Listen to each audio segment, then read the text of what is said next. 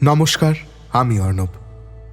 জানেন তো, আমার অনেক বন্ধু বা পরিচিতদের মধ্যে দেখেছি, অনেকের কাছে গল্পও শুনেছি যে মানুষগুলো বলতো, ধুর, আমার দ্বারা কখনো সিরিয়াস প্রেম হবেই না, এই তো দু চারটে নো স্ট্রিংস অ্যাটাচড সম্পর্ক নিয়েই দিব্যি আছি, বা এই তো সিঙ্গেলই বেশ ভালো আছি। অথচ এই মানুষগুলোর অনেককেই দেখেছি সত্যিকারের একটা প্রেম হয়ে গেলে তারা পাগলের মতো ভালোবেসে ফেলে। দেখেছি তাদের ভালোবাসার গল্পগুলোকে চিরস্মরণীয় হয়ে থাকতে, কখনো টুগেদার ফরএভার হয়ে, কখনো বইয়ের পাতায় লেখার মতো বিরহ গাথা হয়ে। আসুন আজ এমন একজন মানুষেরই গল্প শোনাই আপনাদের। শুরু হচ্ছে আমার আজকের নিবেদন, মানিক বন্দ্যোপাধ্যায়ের কাহিনী ব্যথার পূজা।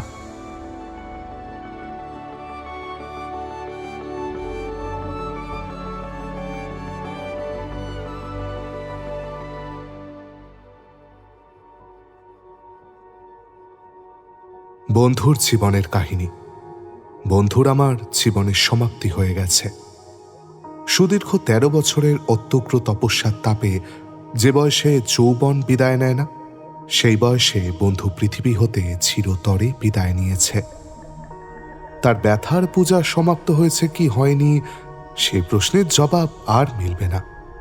জীবনের ওপারে, যেখানে দুঃখ লেশহীন অফুরন্ত আনন্দ উৎসবের অপরিম্লান হাসি শুধু ব্যপ্ত হয়ে আছে শুনতে পাই, সেখানে গিয়ে যদি তার দেখা পাই, তবে এ প্রশ্নের জবাব পাব। এক একটি অভিশপ্ত জীবনে, এক একটি বিশিষ্ট ক্ষণে মরণের প্রলোভন কি দুর্জয় হয়েই না দেখা দেয়। বেদনা বিকল প্রাণ দেহের বন্ধন কাটিয়ে দেওয়ার জন্য ব্যাকুল হয়ে ওঠে। জীবন হয় রসহীন, তিক্ত, মরণ হয় মধুর। বন্ধুর জীবনে তেমনই একটি ক্ষণ এসেছিল, কিন্তু ইহজগতে থেকেই দিনের পর দিন স্তূপীকৃত হয়ে ওঠা বেদনার আগুনে নিজেকে শুদ্ধ করবার আশায় মৃত্যুর সে দুর্নিবার আকাঙ্ক্ষা সে জয় করেছিল। এবারের ব্যর্থ সাধনায় ওপারের জীবনকে সার্থক করে তুলবার জন্য সে বেঁচেছিল বলেই আজ এই কল্পনাতীত বেদনার্ত কাহিনী আমি বলবার সুযোগ পেয়েছি। না হলে কোথায় কবে একদিনও আত্মা অস্বাভাবিক উপায়ে স্বাভাবিককে বরণ করে নিত, নিখিল অন্তরে যার আনাগোনা, তিনি ছাড়া এতটুকু আভাসও হয়তো কেউ পেত না। তার তপস্যার, তার সুতীব্র সাধনার সমাপ্তি হয়ে গেছে। গেছে যাক, চোখে আমার জল আসে আসুক। বিরাম নেই, বিচ্যুতি নেই, ক্ষণিকের বিস্মৃতি নেই। সুদীর্ঘ ১৩ বছরের প্রত্যেকটি অনুপল সে চলেছে। অতল বিস্মৃতির অন্ধকারে তার বেদনা ঢাকা পড়ুক, স্বপ্নহীন চিরনিদ্রার কোলে তার দীর্ঘ হৃদয়ে অনন্তকাল ঘুমিয়ে থাকুক। তার কথা ভেবে চোখের জল ফেলি, কিন্তু এছাড়া আমার অন্য কামনা সে বেঁচে থাকতেও ছিল না। উচ্ছ্বাস থাক, ভালো লাগে না। বেদনার সমুদ্রের পরিচয় দিতে খানিকটা ফেনা তুলে দেখিয়ে তো লাভ নেই, লজ্জাই করে। নাম জগদীশ, জগদীশ মিত্র। ঢাকা শহরে আমাদের ছিল পাশাপাশি বাড়ি। কবে তার সঙ্গে বন্ধুত্বের সূত্রপাত হয়েছিল সে কথা আমি ভুলে গেছি। তার বাবা ছিলেন ওই টাকার কুমির না কি যেন বলে না, তাই। তাদের রাজপ্রাসাদের পাশে আমাদের বাড়িটা নিতান্ত খাপছাড়া দেখাতো নিশ্চয়, কিন্তু কেন যে এই বাড়িটা জগদীশের ভালো লেগেছিল তা শুধু সেই জানে। জন্মেই মাকে হারিয়েছিল, আমার মার কাছেই তার দিন এবং রাত্রির বেশিরভাগ সময়টা কাটত। বাবা তার ছিলেন ভারী ভালো মানুষ। টাকার গদিতে বসেও যারা তুলোর গদি ছাড়া বসবার জন্য অন্য কিছু পায় না, তাদের ছোট মনে করতেন না। জগদীশ যে আমার সঙ্গে মিশত, তাতেই তাকে খুশি হতেই দেখেছি বরাবর। ২৩ বছর বয়স পর্যন্ত আমাদের বন্ধুত্ব জমাট বাঁধল। তারপর হলো ছাড়াছাড়ি। একসঙ্গে এমএ পাশ করে আমি চাকরি নিলাম এবং একটি ছোট্ট মেয়ের জীবনের সঙ্গে বাকি জীবনটা গেঁথে ফেললাম। জগদীশ সেসব কিছু করল না। বাপের কাছ থেকে কয়েক হাজার টাকা নিয়ে আউটরাম ঘাটে মস্ত জাহাজে চেপে বসল। মনে পড়ে প্রশ্ন করেছিলাম, কি পড়তে যাচ্ছিস রে? পড়তে নয়, বেড়াতে যাবি। কি করে যাব, বিয়ে করে ফেললাম যে। হয়তো দোষ করলি কেন? বৌদি অভিশাপ দেবে তাই, নইলে তোকে ফেলে কি যেতাম রে? পূর্ব হতেই স্থির ছিল বিদায়ের সময় কেউ মুখ ভার করতে পারবো না। হাসি মুখেই কথা বলছিল, কিন্তু যখন আমার নেমে আসার সময় হলো, চকিতে তার মুখের হাসি মিলিয়ে গেল। আমার গলা জড়িয়ে ধরে 23 বছরের বন্ধু আমার কাঁদল। যাওয়ার সময় কাঁদল, কিন্তু 2 বছরের চিঠি লিখল মাত্র 3খানা। জগদীশকে চিনতাম, চিঠিপত্র লেখা তার ধাতসই নয়। জগদীশের বাবা ডেকে পাঠালেন, চিঠিপত্র পাও কিছু? আকে না। জানো তো চিঠি লিখতে ওর কত আলস্য। ভাবনা হচ্ছে যে হে যা ছেলে, তার বাবা হয়ে একটুও ভাবনা হবে না। বললাম, আগে এমনিই তো চিঠি লেখে না, তার উপরে ঘুরে বেড়াচ্ছে। একটা টেলিগ্রাম করব কিনা ভাবছি। কোথায় আছে তাও তো ঠিক জানি না। চাই চোরকির মতো ঘুরছেই তো খালি। বৃদ্ধ একটা নিঃশ্বাস ফেললেন। বছর 4 পরে ফিরবার ইচ্ছা বিশেষ ছিল না। পাপের কঠিন অসুখের খবর পেয়ে বাধ্য হয়েই এলো। তার আসার 3-5 আগেই তার বাবা মারা গেছে। শ্রাদ্ধের পর 3 মাস বাড়িতে থেকে কলকাতায় চলে গেল। তারপর 10 বছর আর সারা শব্দ নেই। মাঝখানে কেবল খবর শুনতাম সে তার সর্বস্ব দান করেছে। অদ্ভুত দান। যা ছিল সব বিক্রি করে গভর্নমেন্টের হাতে টাকা দিয়েছে। বাংলা থেকে প্রতি বছর 2টি মেয়েকে মিউজিক শিখবার জন্য বিলাতে পাঠাতে।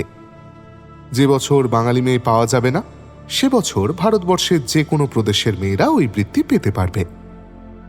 এর প্রায় 10 বছর পরে রাঁচি থেকে একটি পোস্টকার্ড বন্ধুর বার্তা বহন করে আনল। বেঁচে থাকা চাই, কিছু টাকা চেয়েছে। কিছুই মাথায় ঢুকল না। রাঁচি শহর নয়, চিঠি লিখেছে একটা কটমটে নামযুক্ত গ্রাম থেকে। রাঁচির অভ্যন্তরে এক বিকট নামের এবং খুব সম্ভব নামের চেয়েও বিকটতর গ্রামে আমার বাল্যবন্ধুটি কি করছে, এতকাল পরে বেঁচে থাকবার প্রয়োজন জানিয়ে সামান্য কটা টাকাই বা কেন চেয়ে পাঠালো, অনেক ভেবেও প্রশ্ন দুটির কোনো জবাব পেলাম না। সেই দিন রাত্রের এক্সপ্রেসে রওনা হলাম। রাঁচিতে এক বন্ধু থাকতেন।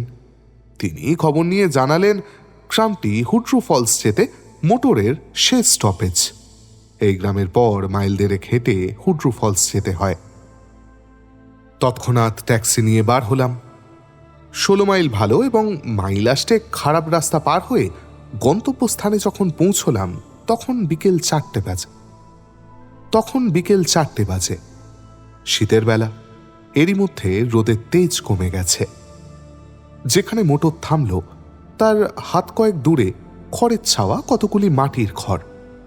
মোটরের শব্দে কোমরে 3 হাত চটের মতো মোটা কাপড় জড়ানো 5 লোক ছুটে এলো।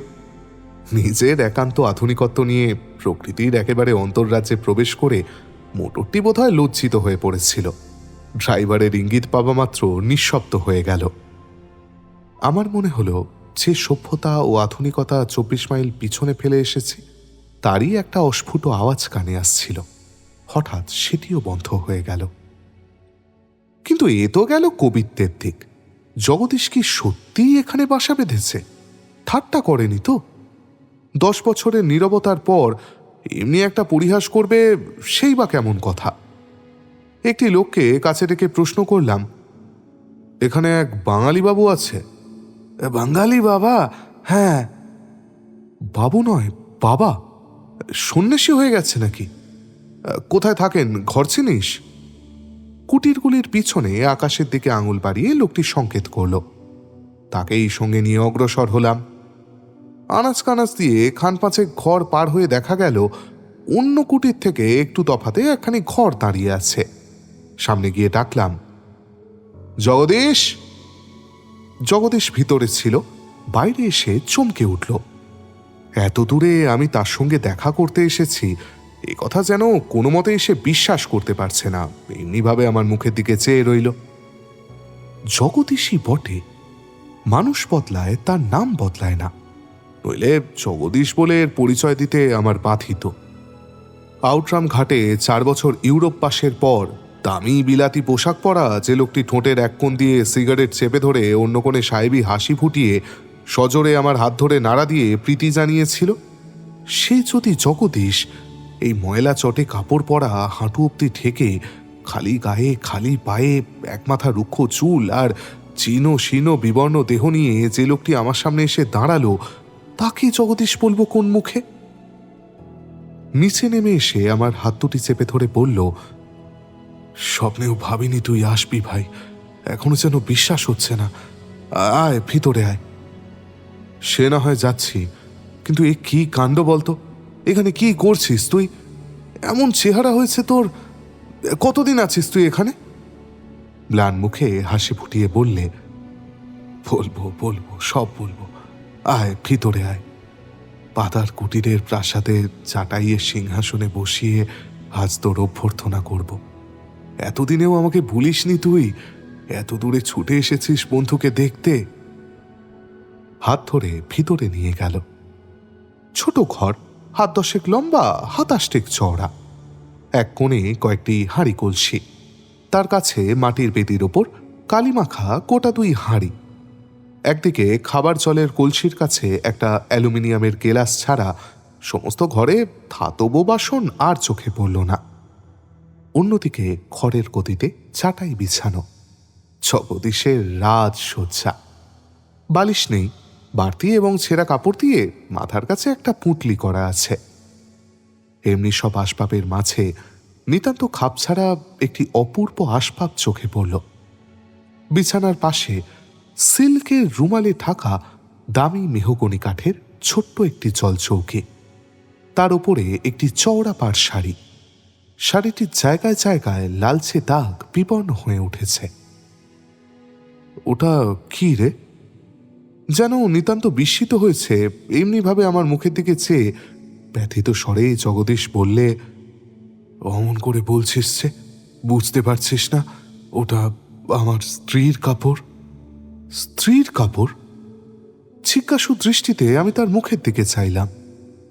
স্বপ্নের জড়তা কাটাতে মানুষ যেমন নিজেকে ঝাঁকুনি দেয়, তেমনিভাবে মাথাকে ঝাঁকুনি দিয়ে জগদীশ যেন নিজেকে প্রকৃতিস্থ করে নিল। লজ্জিত কণ্ঠে বললে, ও, তুই যে জানিস না আমার খেয়াল ছিল না ভাই। সব বলবো, তারপর বুঝবি। তোর কাছে পয়সা আছে? ব্যাগটা বার করে তার হাতে দিলাম। একটা সিকি বের করে জগদীশ ডাকল, জিরাই। দরজার কাছে 5-7 জন লোক বসেছিল। একজন সাড়া দিল, আগে বাবা, কিছু দুধ আর কলা জোগাড় করে নিয়ে আসতে হবে বাবা। আমি হাঁ করে জগদীশের মুখের দিকে চেয়ে রইলাম। এ কি কণ্ঠস্বর, এ কি বলবার ভঙ্গি! ঠিক যেন প্রবীণা গৃহিণী। পরে ছেলেকে কাজে পাঠাবার সময় এমনই অননুকরণীয় কণ্ঠে তারাই অনুরোধ জানান বটে। সংসারের ছোট বড় ঝঞ্ঝাটে ব্যতিব্যস্ত হয়ে ওঠে যারা, অথচ যাদের জীবনের সবটুকুই নিহিত আছে ওই ছঞ্ছাট ভোগ করার মাঝে, তাদেরই শান্তি আর ক্লান্তির ছায়াপাতে অপূর্ব মুখচ্ছবির এ কি অবিকল প্রতিলিপি আমার এই বাল্যবন্ধুটির মধ্যে ফুটে উঠল। ক্ষুধায় আমার নাড়ি জ্বলছিল। দুধ, কলা আর মোটা চিরার ফলার অমৃতের মতো লাগল। বাইরে ছোট বারান্দার মতো ছিল, জলযোগের পর সেইখানেই গিয়ে বসলাম। তারপর দুজনের যে সুখ দুঃখের গল্প চলল, তার সঙ্গে এই কাহিনীর কোনো সম্বন্ধ নেই। সন্ধ্যার অন্ধকার ঘনিয়ে এলো। শীতের সন্ধ্যা, তবু আমার মনে হলো এই সন্ধ্যারও যেন একটা নিজস্ব মাধুর্য আছে। আর সেই মাধুর্যের খোঁজ মেলে এমনই এক নির্জন নিঃশব্দ সভ্যতার বাঁধন খসানো অখ্যাতনামা গ্রামে পাতার কুটিরে ছেলেবেলার বন্ধুর পাশে বসে। যতদূর দৃষ্টি চলে অনন্ত বৃক্ষশ্রেণী, সবুজ আর সবুজ। সেই সবুজ গাঢ় হতে হতে সবুজের সীমা ছাড়িয়ে ধীরে ধীরে কালো হয়ে ওঠে। জগদীশ হঠাৎ বললে, শহরে ফিরে যাবি তো? এই 24 মাইল ফিরে যাব, কিন্তু এখানে কি রাত কাটাতে পারবি ভাই? ভারী কষ্ট হবে যে তোর। বললাম, তুই যদি আজ 9 বছর এখানে কাটাতে পেরে থাকিস, একটা রাত কাটাবার ক্ষমতা আমার হবে বই কি। জগদীশ একটু ভেবে বললে, আমায় কিন্তু ঝিরাইয়ের মেয়ে রেঁধে দিয়ে যায়, তুই খাবি তো ওর হাতের রান্না? তুই খাস যখন আমি কেন খাবো না? জগদীশের সংকোচ তবু গেল না। ইতস্তত করে বললে, বিছানা নেই, কিচ্ছু নেই। বাধা দিয়ে বললাম, আরে নেই তো নেই, এই চাটাইয়ে পাশাপাশি শুয়ে দুই বন্ধুতে গল্প করতে করতেই রাত কাটিয়ে দেব। খানিক পরে ঝিরাইয়ের মেয়ে হাজির হলো। আটো সাটো গরম, বিধাতা গায়ের রঙের দোষ পুষিয়েছেন অতিরিক্ত যৌবন দিয়ে। সরম কুণ্ঠিত পদে জল আনতে চলে গেল। জল এনে মশলা বেটে ভাতের হাঁড়ি চাপিয়ে অস্ফুট স্বরে কি বলল বুঝতেই পারলাম না। জগদীশ বললে, আচ্ছা আচ্ছা, মাছ পাস তো আনিস কেমন? মেয়েটি খান নেড়ে সম্মতি জানিয়ে চলে গেল। জগদীশ বললেন, আমি হলাম জিরাইয়ের বাবা, সেই সূত্রে ও দাদা মশাই। তোকে দেখে আজ মুখ খুলল না, অন্যদিন কত গল্পই তো করে। স্বামীটা পান মাতাল জানিস, দিন রাত তাড়ি গেলে আর ওকে ধরে ধরে মারে। কিন্তু মেয়েটা সেই মাতালকেই যে কি ভালোবাসে ভাবলে অবাক হয়ে যাই আমি। জাত অজাত মানে না, ভদ্র অভদ্র জানে না, মারছি তো মনের খবর রাখে না। ভালোবাসা বিধাতার কি অপূর্ব সৃষ্টি তাই আমি ভাবি। অমন চেহারা মাতালটাকে ছেড়ে যে কোনো ভালো লোককে বিয়ে করতে পারে। ওদের সমাজে তো তাতে দোষ নেই, সবাই উপদেশও দেয়। তাই ও শুনে গান নেড়ে বলে করব, কিন্তু করে না। আমি একবার বলেছিলাম জানিস, জবাব দিয়েছিল, কি করব, ওকে ছাড়তে মন কাঁদে। যে মারে, যে এক তিল ভালোবাসে না, তাকে ছাড়তেও নাকি মন কাঁদে। আশ্চর্য বল। জগদীশ একটা নিঃশ্বাস ফেলল। চাটাইয়ে পাশাপাশি শুয়ে গল্প করতে করতে কতবার ঘুমিয়ে পড়েছিলাম। অনেক রাতে হঠাৎ ঘুম ভেঙে গেল। ঘরে একটা প্রদীপ জ্বলছে। জলচৌকির সামনে হাঁটু গেড়ে নিষ্পন্দ হয়ে জগদীশ বসে আছে। তার সমস্ত মুখে আমার নজর পড়ছে না, যেটুকু পড়ল তাতেই আমার বুকের ভেতরটা কেমন টনটন করে উঠল। একবার জগদীশের সমস্ত শরীর কেঁপে উঠল, তারপর ধীরে ধীরে মাথা নত করে সে শাড়িটাকে চুম্বন করল। সে কি চুম্বন! মনে হলো শাড়িটির ভাঁজে ভাঁজে প্রত্যেকটি সুতার পাকে পাকে সুধা সঞ্চিত হয়ে আছে। অধরে স্পর্শ দিয়ে অনন্তকাল জগদীশ সে সুধা পান করে যাবে। কতক্ষণ পরে হিসেব ছিল না, জগদীশ মাথা তুলল। মুখ ফিরিয়ে আমার দিকে চাইতেই দেখলাম তার দু চোখ জলে ভরে গেছে। তাড়াতাড়ি চোখ বুজে নিঃশব্দে পড়ে রইলাম। তার বুক ভাঙা দুঃখের এমন অপূর্ব প্রকাশের সাক্ষী হয়ে রইলাম যে সে কথা গোপনই থাক। নিজে থেকে যদি বলে শুনব।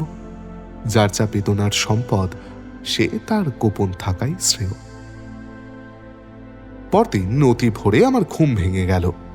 জীবনের ৩৫টা বছর কাটিয়ে দেওয়ার পর সেই দিনই প্রথম অনুভব করলাম পাখিরটাকে ঘুম ভাঙা জিনিসটা আসলে কি। কিচিরমিচির প্রলাপ, কিন্তু কি মিষ্টি, যেন প্রভাতকে বরণ করে নেওয়ার বরণ ডালায় লক্ষ প্রাণীর প্রকাশ প্যাকুল আনন্দদ্বীপের শোভিত শিখা। ড্রাইভার এসে সেলাম জানিয়ে বললে, কখন ফিরবেন বাবু? বাহুল্য প্রশ্ন। আসল কথা, ভালো রকম সেলামের ব্যবস্থা না করলে সে আর এই জঙ্গলে পড়ে থাকতে রাজি নয়। তাই করা গেল। বেলা বাড়ল।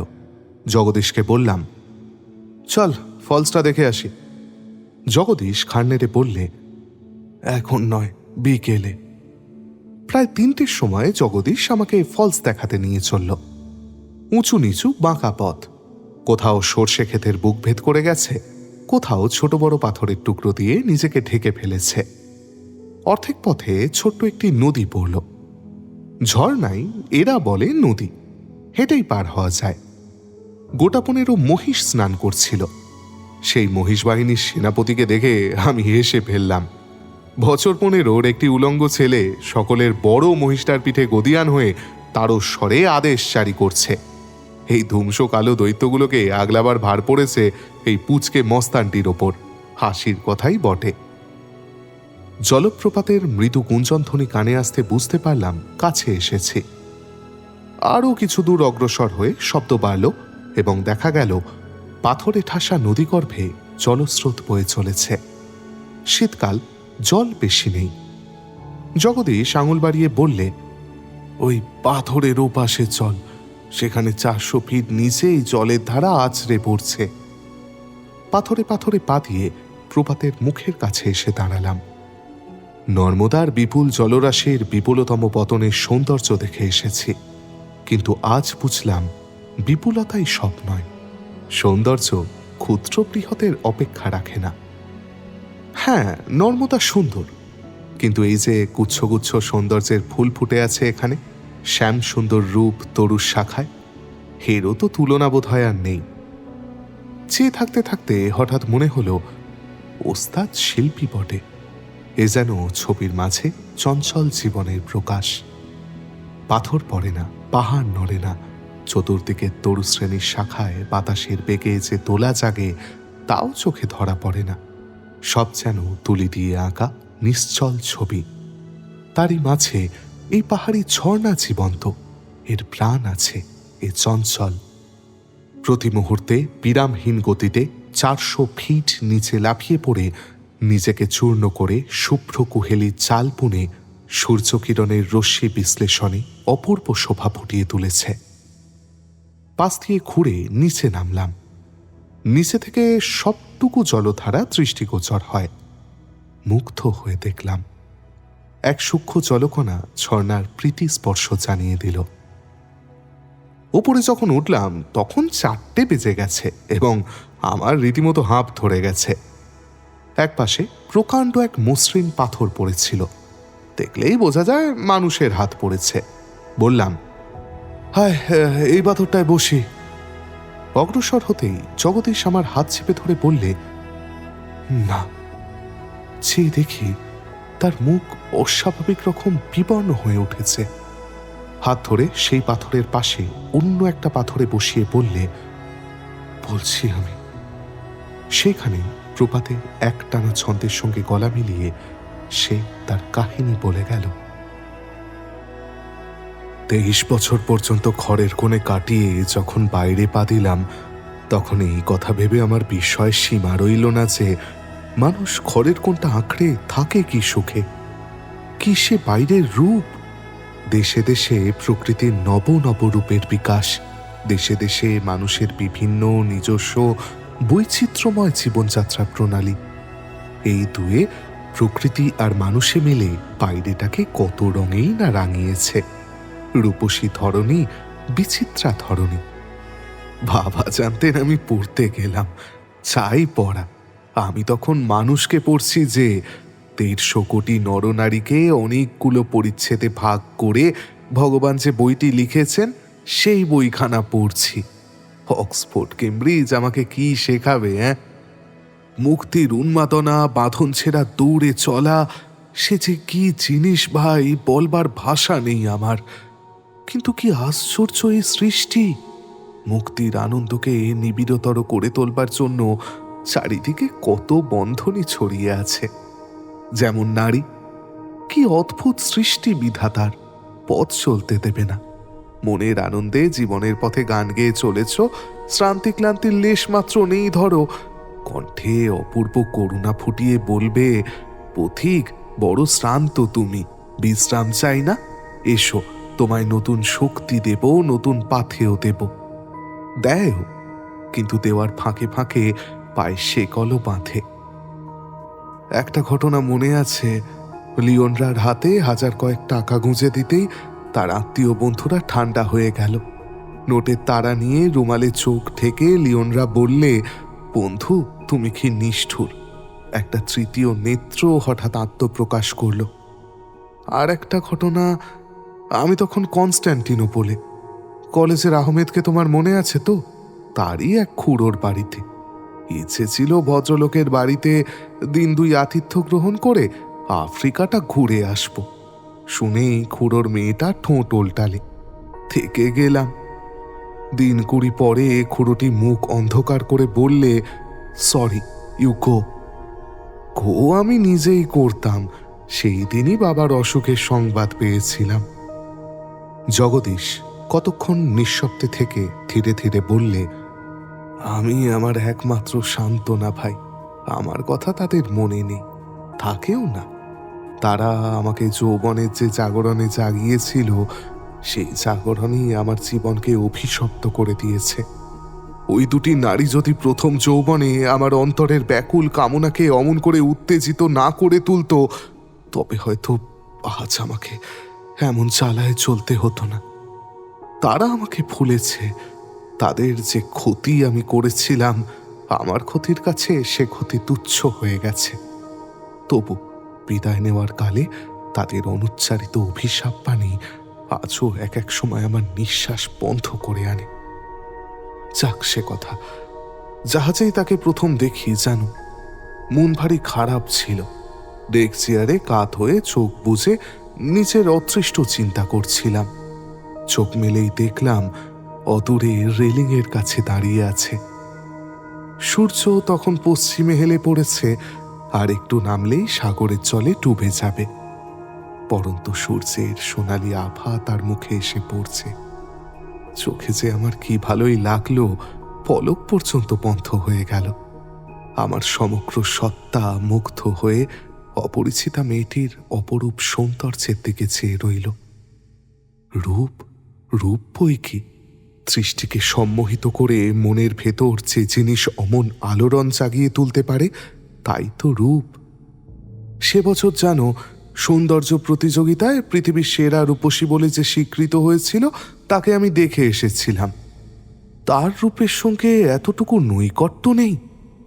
হ্যাঁ, সে রূপ দেখে আমি বিস্মিত হয়েছিলাম, মুগ্ধও হয়েছিলাম, এবং চোখের আড়াল হতেই 1 ঘন্টার ভিতরে ভুলেও গিয়েছিলাম। কিন্তু সেদিন সেই বাঙালি তরুণীর রূপ দেখে মনে হয়েছিল সে যেন আমারই অন্তরের আনন্দ প্রদীপের বিচ্ছিন্ন শিখা। এতকাল পরে হঠাৎ দেখা দিয়ে আনন্দের আলোক ছটায় আমার অন্ধকার অন্তর উদ্ভাসিত করে তুলেছে। সূর্যদেব অস্ত গেলেন। পশ্চিমের আকাশের গাঢ় রক্তবর্ণের শেষ চিহ্নটুকু ক্ষণায়মান কালোর মধ্যে লুপ্ত হয়ে গেল। জাহাজে আলো জ্বলে উঠল। ধীরে ধীরে সে চলে গেল। পরদিন আলাপ হলো জানো। প্রথম দিন একাই দেখেছিলাম, পরদিন বিকালে ডেকে এলো এক প্রৌঢ় ভদ্রলোকের সঙ্গে। ডেকে আর বাঙালি ছিল না। ভদ্রলোক বারবার আমার মুখের দিকে তাকাতে লাগলেন। নিচু গলায় তরুণীকে কি বলায় স্পষ্ট বোঝা গেল সে আপত্তি করছে। কিন্তু তার আপত্তি করার মর্যাদা না রেখেই ভদ্রলোক আমার সামনে এসে বললেন, আপনি নিশ্চয় বাঙালি। বাংলাতেই বললাম, সন্দেহ আছে? ভদ্রলোক ভারী খুশি হলেন জানো, মাথা দুলিয়ে বললেন, ঠিক ঠিক ঠিক ঠিক, সন্দেহ তো থাকতেই পারে না, বাঙালির বৈশিষ্ট্য যাবে কোথায়? আরে সেই জন্যই তো যেচে আলাপ করা, বাঙালি বলে চিনতে কি আর পারিনি। ও হলো যা হোক কিছু বলে কথা আরম্ভ করা। আপনি বিরক্ত হবেন ভেবে মেয়ে আপত্তিই করছিল। বিরক্ত হব? আরে আপনারা বিরক্ত হবেন ভেবে আমিও যেচে আলাপ করবার চেষ্টা করিনি। ভদ্রলোক আরো খুশি হলেন, হাসতে হাসতে বললেন, ভাগ্যে আপনার বিরক্ত হওয়ার রিস্কটুকু নিয়েছিলাম, না হলে এক জাহাজে থেকে বাঙালি হয়েও পরস্পরের পরিচিত না হওয়ার কলঙ্ক কোথায় যেত বলুন তো। আমিও হাসলাম। নাম শুনলাম অনন্তলাল সেন, কলকাতার অ্যাটর্নি। পরিচয় ছিল না, নাম আগেই শুনেছিলাম। বাবাকে চিনতেন জানো, বিষয় সূত্রে পরিচয়। বাবার নাম শুনেই আপনি থেকে একেবারে তুমিতে নেমে গেলেন। 10 বছরের ছেলের মতো আমার পিঠ চাপড়ে সস্মিত মুখে বললেন, খাসা লোক তোমার বাবা, তাহার ছেলেও যে তারই মতো খাসা হবে তাতে তো সন্দেহ নেই। মনে মনে হাসলাম আমি, না থাকে ভালোই। মিস্টার সেন দেখলাম মনে প্রাণে নিতান্তই বাঙালি। সাহেবের সঙ্গে হয়তো সাহেবী এটিকেট বজায় রেখে আলাপ করেন, আমার সঙ্গে আলাপ করলেন একেবারে বাঙালি প্রথায়। তখন আমি ভীষণ সাহেব, নকল কিনা আসলকে তাই ছাপিয়ে ওঠার চেষ্টা করছি। কিন্তু তার আন্তরিকতাপূর্ণ ব্যবহারে এটিকেটের অভাব থাকলেও রাগ করতে পারলাম না, বরঞ্চ খুশি হলাম। চিত্রার সঙ্গে পরিচয় করিয়ে দিয়ে বললেন, ওর জন্যই এবারে বিলেত ভ্রমণটা হয়ে গেল। মিউজিক শিখছিল, এইবার ডিগ্রি পেয়েছে। আমার ছেলে শরৎ আইন পড়ছে, দুজনে একসাথেই গিয়েছিল। মেয়ের পড়া হয়নি, কাজেই মেয়েকে ফিরিয়ে আনবার জন্য নিজেকেই যেতে হলো। বিলাতে শিক্ষা পেলে কি হবে, বাঙালির মেয়ে তো, একা ফিরবার সাহসটুকুও নেই। চিত্রা সকোপে বললে, মিথ্যে নিন্দে করছো বাবা, আমি তো একাই ফিরবো ঠিক করেছিলাম। টেলিগ্রাম করে বারণ করেছিল কে? আমার নাম শুনেই চিত্রা যে চমকে উঠেছিল সেটা আমি স্পষ্ট দেখেছিলাম। বিলাতে শিক্ষা পেয়েছে, কিন্তু সে যেন কিরকম নার্ভাস হয়ে পড়লে। কি কারণে জানি না, বারবার দেখেছি মেয়েরা প্রথমটা আমাকে সহজভাবে গ্রহণ করতে পারে না। বেশ বুঝি আমার সাথে পরিচয় না হলেই যেন তারা খুশি হতো। একজন তো স্পষ্টই স্বীকার করেছিল, বলেছিল প্রথম দিন আপনাকে দেখে ভারী ভয় পেয়েছিলাম মিস্টার মিত্র। সকৌতুকে আমি প্রশ্ন করেছিলাম, জানো কেন বলো তো? কিছুতেই বলবে না। শেষে মুখ লাল করে বলেছিল, কি জানি, আপনার এত মিষ্টি স্বভাব, কিন্তু প্রথম দিন মনে হয়েছিল আপনার ভিতরে কি যেন আছে, আঘাত করবে। ব্যাপারটা অনুভূতির, ওটা বরং আমি বুঝতে পারি, কিন্তু আমার নাম শুনে চমকাবার কি আছে আমি ভেবে পেলাম না। বললাম, কাল তো আপনাকে দেখিনি মিস্টার সেন। আর বলবেন না, কালকে ভয়ানক মাথা ধরেছিল। ওর মা তো কালকে সামান্য দোলানিতেই শয্যা নিয়েছেন। মিসেস সেন সঙ্গে এসেছেন নাকি? হ্যাঁ, ছাড়লেন না, বললেন এই সুযোগে বিলাত দেখা না হলে আর তো হবে না। চিত্রা বললে, ডেকে খুব সম্ভব মাকে দেখতে পাবেন না মিস্টার মিত্র। জাহাজ পোর্ট ছাড়বার পরেই শুয়েছেন, আবার জাহাজ পোর্টে পৌঁছলে উঠবেন। আপনি কি পড়তে গিয়েছিলেন মিস্টার মিত্র? পড়তে নয়, বেড়াতে গিয়েছিলাম। বেড়াতে? সত্যি? কোথায় কোথায় ঘুরলেন? তা ঘুরেছি অনেক, আর 4 বছর বই কাজই তো করছি। আমেরিকায় গিয়েছিলেন? ঘাড় নেড়ে সায় দিলাম আমি। চিত্রা মিস্টার সেনের দিকে তাকিয়ে বললে, বাবাকে কত বললাম চলো বাবা ঘুরে আসি, আর কি আশা হবে? সস্নেহ অভিযোগ, মৃদু অভিমানের ছায়ায় চিত্রার মুখখানি অপূর্ব হয়ে উঠল। মিস্টার সেন কন্যার ডান হাতটি মুঠোর মধ্যে টেনে নিয়ে সস্নেহে বললেন, সময় হলো না তোরে, তোর মা সঙ্গে রয়েছেন, অত ঘোরা কি তার পোষায় বল? চিত্রা বললে, বুঝি তো, তবু। মিস্টার সেন বললেন, তবু দুঃখটা চেপে রাখতে পারি না, তাই তো? ভাবনা নেই রে, আমেরিকা তোর দেখা হবে। সেকালের রাজাদের মতো আমিও না হয় একটা পণ ঠিক করে দেব, যে বিয়ের পর আমার মেয়েকে আমেরিকা বেরিয়ে আনবার প্রতিজ্ঞা করবে তার সঙ্গেই আমি মেয়ের বিয়ে দেব। চিত্রার মুখের ওপর কে যেন সিঁদুর ছড়িয়ে দিল। বললে, চাও তুমি বুঝি রাজা? আরে রাজা হওয়া তো সোজা, তোর মতো একটা রাজকন্যে মেয়ে থাকলেই হলো। মনের সঙ্গে বোঝাপড়ার প্রয়োজন হলো না, স্পষ্টই বুঝলাম চিত্রাকে আমার চাই। এ চাওয়ার হাত থেকে আমার মুক্তি নেই। রূপ হিসেবে সেই তুর্কি মেয়েটির কাছে চিত্রা হয়তো দাঁড়াতেও পারবে না, কিন্তু সে মেয়েটির রূপ ছিল শুদ্ধ দেহের সৌন্দর্য। অন্তরের ছায়াপাতে তার বাইরের রূপ মাধুর্যমণ্ডিত হয়ে ওঠেনি। সে চেয়েছিল খেলা করতে, আমিও তাই। অন্তরের চোখ না থাকায় তাই আর অমন রূপও আমার অন্তরে রেখাপাত করতে পারেনি। চিত্রার রূপে স্পর্শে আমার সেই জ্বালা ভরা রূপ পিপাসা তেমনভাবে সাড়া দিল না, কিন্তু তাকে পাবার কামনা অপূর্ব মধুর বেদনার রূপ নিয়ে আমার অন্তরে ভরে গেল। প্রথম দর্শনে ভালোবাসা কাব্যের কথা, সেসব কিছু না, কিন্তু কেমন যেন একটা নতুন রকম অনুভূতি। চিত্রাকে চাই, কিন্তু এতদিন যেভাবে চেয়েছি সেভাবে না। মনে হলো কোথাও যেন একটা ফুলের কুঁড়ি ফুটে উঠেছে। আমার এতদিনের চাওয়া দিয়ে চিত্রাকে কামনা করা মাত্র সে কুঁড়িটি ঝলসে পুড়ে যাবে, ফুটবে না। অনেক রাত পর্যন্ত ডেকে বসে নিজের অন্তরকে একবার বুঝবার প্রয়াস করলাম। কৃষ্ণপক্ষের রাত্রি, আকাশে অনেক তারা, কোনোটি শুধু চেয়ে আছে যেন সে মহাশূন্যে চিরদিনের জন্য তার স্থান নির্দিষ্ট হয়ে গেছে, তার সীমা গিয়ে কোথায় মিশেছে সে কথা ভেবে পলক হারিয়ে ফেলেছে। কোনোটি চপল বিরাট আকাশের বিপুল গাম্ভীর্যের মাঝে থেকেও চোখ টিপে টিপে কেবল ইশারা করছে। নিজেকে বড় ছোট, বড় অপদার্থ মনে হতে লাগলো।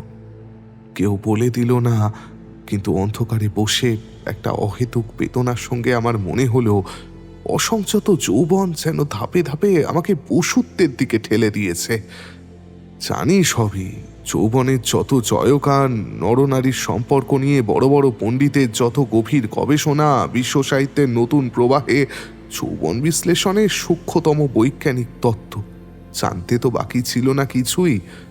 যৌবন যখন হঠাৎ ধাক্কা খেয়ে জেগে উঠেছিল, তখন মনে প্রাণে বিশ্বাসও করেছি পাপুণ্য মিথ্যা, নরনারী পরস্পরের জন্যই সৃষ্টি হয়েছে, তাদের মিলনকে নিয়মিত করবার অধিকার সমাজ ধর্ম কারোরই নেই। তখন জেনেছি হিসাব করে যৌবনকে খরচ করা ভয়ের পরিচয়, যৌবনের পঙ্গুতার লক্ষণ।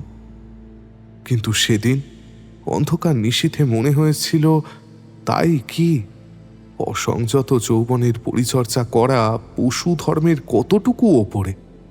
দোষ না থাক, লক্ষ লক্ষ ঈশ্বর বিশ্বাসীর মতে যা অন্যায়, যা পাপ, তা শুধু স্বভাবের নিয়ম হোক, বিজ্ঞান অঙ্ক কষে স্থির করুক, প্রেম ভালোবাসা সমস্তই সেই স্বভাবের চিরন্তন দাবির রূপান্তর মাত্র। কিন্তু সেইটুকুই কি সব? তবে সেই স্বভাবের নিয়ম মেনে যে দুটি নারীর সঙ্গে খেলা করে এলাম, তাদের কথা ভেবে আমার মনে আগুন জ্বলে না কেন? সংস্কার, আজন্ম অভ্যস্ত ভালো মন্দর কেন, সেও তো স্বভাবেরই নিয়ম। হায় রে, তখন তো বুঝিনি দেহের যৌবনকে বিজ্ঞানের সূক্ষ্মতম অস্ত্রে বিশ্লেষণ করে যে সত্য আবিষ্কৃত হলো, সে যে সত্য অস্বীকার করা চলবে না। কিন্তু সেই সত্যের মাপকাঠিতে মনের যৌবনের বিচার করি কোন যুক্তিতে? বিকৃত যৌবন দেহের অণুতে পরমাণুতে যে অত্যক্র জ্বালা ধরিয়ে দেয়, তারই ঝেড় টেনে চলি মনের দোরগোড়া পর্যন্ত। সে যৌবন যতখানি জলে ধুমোৎকার করে তার চেয়ে অনেক বেশি। সেই ধূমের স্পর্শে মনের শুদ্ধতম শুভ্রতম শাশ্বত যৌবন মলিন হয়ে যায়। জ্ঞানের হাটে তখন তাকে দেহের যৌবনের সঙ্গে এক দামে বিক্রি করি। আমারই মতন সর্বহারা দুঃখের মাঝে যারা যৌবনের স্নিগ্ধ শান্ত কমনীয় মূর্তির দেখা পেয়েছে, তাদের বুকে লুকিয়ে থেকে যৌবনের দেবতা মানুষের নির্দয় লাঞ্ছনায় কাঁদে। একটু চুপ করে থেকে জগদীশ বললে, থাককে, এ লাঞ্ছনার তো শেষ নেই, সৃষ্টির প্রথম থেকে আজ পর্যন্ত সমভাবেই চলে আসছে। জাহাজে চিত্রার সঙ্গে পরিচয় হয়েছিল, কিন্তু ঘনিষ্ঠতার সুযোগ সে দেয়নি। স্পষ্টই বুঝতে পারতাম আমাকে সে এড়িয়ে চলতে চায়। আলাপ করত ভাষা ভাষা ভাবে, আন্তরিকতার পরিচয় আমি পেতাম না। জাহাজ যেদিন বোম্বে পৌঁছবে, তার পূর্বদিন একটি ঘটনায় আমার প্রতি তার মনোভাব পরিবর্তিত হয়ে গেল। অন্তত তার বাইরের ব্যবহারে অনেকটা আন্তরিকতা দেখা গেল। সেদিন বেলা বাড়বার সঙ্গে সঙ্গে জোরে বাতাস বইতে আরম্ভ করল। সাগরের ঢেউয়ের মাতলামি বেড়ে যাওয়ায় জাহাজ অত্যন্ত দুলতে লাগল। মিস্টার সেন সঙ্গে সঙ্গে শয্যা নিলেন। মিসেস সেন সামলে নিয়েছিলেন, দুদিন ডেকেও এসেছিলেন। তিনি আবার কেবিনে আবদ্ধ হয়ে পড়লেন। ডেকে বায়ু সেবনকারীর সংখ্যা হঠাৎ আশ্চর্য রকম কমে গেল। আমি 4 বছরে কতবার সমুদ্রে পাড়ি জমিয়েছি, প্রবল ঝড়ে উত্তাল সাগরের বুকে জাহাজের অত্যাধিক রকমের বিশ্রী দোলায় কতবার দুলেছি, এ তো তার কাছে ছেলে খেলা। কেবিনে বদ্ধ থাকা আমার পোষায় না। রেলিং ধরে দাঁড়িয়ে জাহাজের নাগরদোলায় দুলতে দুলতে ওঠানামা দেখতে লাগলাম। মিস্টার মিত্র, ফিরে দেখি চিত্রা। অবাক হয়ে বললাম, আপনি যে এখনো দাঁড়িয়ে আছেন? জাহাজের অর্ধেক লোক তো শুয়েছে। চিত্রা বলল, বাবাও শুয়েছেন, কি করা চায় বলুন তো? করবার তো কিছুই নেই, বাতাস কমলেই আপনার বাবা উঠে পড়বেন। কাল বোধহয় পৌঁছে যাব। কিন্তু আমারও মাথা ঘুরছে আর গা বমি বমি করছে। কোনো ওষুধ নেই। শুয়ে থাকাই সব থেকে ভালো ওষুধ। মাথা ঘুরছে যখন বিছানায় গিয়ে চুপচাপ পড়ে থাকুন, আপনা থেকেই কমে যাবে, দেখবেন। টেকে বাতাসে বেড়ালে মাথা ধরাটা। হাতের রুমালটার কথা ভুলে গিয়ে চিত্রা দুহাতে শাড়ির আঁচলটা মুখে গুঁজে দিল। তার মুখ আরক্ত হয়ে উঠল। বুঝলাম, বললাম, শিগগির আসুন আমার কেবিনে। বলে অগ্রসর হতেই চিত্রা আমার একটা হাত এক হাতে চেপে ধরল। পাকস্থলী যে জিনিসটা বাইরে আসার জন্য ঠেলাঠেলি লাগিয়েছিল তাদের দমন করে রাখতেই শক্তি ব্যয় হচ্ছে বুঝে আমি চিত্রার বাহুমূল ধরে নিয়ে চললাম। চিত্রাদের কেবিন জাহাজের শেষ প্রান্তে, একটু দূরে, আমার কেবিনটা কাছে। দরজা টেলে ভিতরে আসতেই চিত্রা মেঝেতে বসে পড়ল। এতক্ষণ প্রাণপণ চেষ্টায় দমন করছিল, কিন্তু আর পারল না। মুখে চোখে জল দিয়ে রুমাল দিয়ে মুখ মুছিয়ে হাত ধরে তুলে আমার বিছানায় নিয়ে গিয়ে শুইয়ে দিলাম। চিত্রা তখন থরথর করে কাঁপছে। বয়কে ডেকে নেবু এনে কেটে দিলাম। নেবুর রসে বমি বমি ভাবটা কেটে যায়। একটু সুস্থ হয়ে মাথা তুলে চিত্রা মেঝের দিকে চেয়ে বলল, ছি, কি যে করলাম আমি, মেঝেটা নোংরা হয়ে গেল। আহা, আপনি কুণ্ঠিত হবেন না মিস স্যাম, ধুয়ে দিলেই পরিষ্কার হয়ে যাবে। আমি ম্যাথরকে ডেকে দিতে বলেছি। আপনি আরেকটু লেবু নেবেন কি? চিত্রা ঘাড় নাড়ল। উত্তেজনায় তখনও তার দু চোখ জলে পরিপূর্ণ। আঁচল দিয়ে মুখ মুছে বলল, আপনার কেবিনটা যদি কাছে না থাকতো মিস্টার মিত্র, অত লোকের মাঝে ওই কাণ্ডটি করলে লজ্জায় আমি মরেই যেতাম। আপনাকে যে কি বলে। লজ্জা দেবেন ভেবে পাচ্ছেন না? সে কাজটা না হয় পরেই করবেন। আপনার বমি বমি ভাবটা কি কাটলো? চিত্রা ঘাড় নাড়ল। না, একটুও কাটেনি, গলা চলছে। কি করি বলুন তো? শিশুর মতো অসহায় প্রশ্ন। 2 বছর বিলাতে কাটিয়েছে। কি আবার করবেন? এখানে একটু শুয়ে থাকুন, তারপর উঠে কেবিনে চলে যাবেন। উঠবো কি করে? দাঁড়ালেই আবার নারী শুদ্ধ উঠে আসবে। না না, কিচ্ছু হবে না। না হয় আপনি এখানেই থাকবেন, আমি অন্য কোথাও ব্যবস্থা করে নেব। আপনি বোধহয় ভাবছেন মিস্টার মিত্র, এরকম তো আজ অনেকের হয়েছে, আমার মতো কেউ অস্থির হয়ে পড়েনি। সত্যি বলছি, আমার মতো বেশি কারোর হয়নি। কিরকম যে লাগছে আপনাকে বলে বোঝাতে পারবো না। মনে হচ্ছে বিছানা ছেড়ে কোনোদিন উঠতেই পারবো না। আগে আর হয়নি কিনা আপনার, তাই এরকম লাগছে। কালকেই সব ঠিক হয়ে যাবে, দেখবেন। বলে সান্ত্বনা দিলাম। ম্যাথর এসে মেঝে পরিষ্কার করে দিয়ে গেল। চোখ বুঝে চিত্রা কি ভাবলো সেই জানে। খুব সম্ভব আমার কেবিনে বেশিক্ষণ থাকাটা লোকের চোখে বাজবে, এ কথাটা তার হঠাৎ করেই খেয়াল হলো। চোখ খুলে বললে, আমাকে বরং আপনি কেবিনেই দিয়ে আসুন। আহা, আর একটু যাক না। না, এখন অনেকটা ভালো লাগছে, এই বেলায় যাওয়া ভালো। আমার একটা হাত চেপে ধরে মনের জোরে কম্পিত পা দুটিকে স্থির করবার চেষ্টা করতে করতে চিত্রা তার কেবিনে প্রবেশ করল। ফিরে এসে আমি সেই বিছানায় মুখ গুঁজে শুয়ে পড়লাম। মনে হলো এইটুকু সময়ের ভিতর যেন বিছানা স্পর্শটুকু পর্যন্ত বদলে গেছে। উপাধানে মৃদু সুবাস, যেন মুহূর্ত পূর্বে এসে যে কুন্তলের পরশ পেয়েছিল সেই স্পর্শের অতি মৃদু স্মৃতি। ঘরের বাতাসটি পর্যন্ত যেন চৈত্র রাতের দক্ষিণা মাথুরচে ভরে উঠেছে।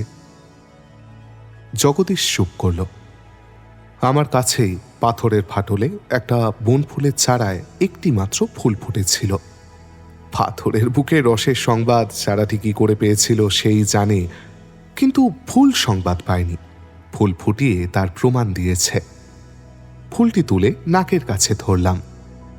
অস্পষ্ট সুবাস। নীল সাগরের বুকে গতিশীল জাহাজের কেবিনে আমার বন্ধুর শয্যার উপাদানটি তার প্রিয়তমার কেশের যে মৃদু গন্ধটি চুরি করে রেখেছিল, যেন তারই অস্ফুট প্রতিধ্বনি এই নাম না জানা ফুলটির বুকে ফুটে উঠেছে। জগদীশ আবার বলতে শুরু করল।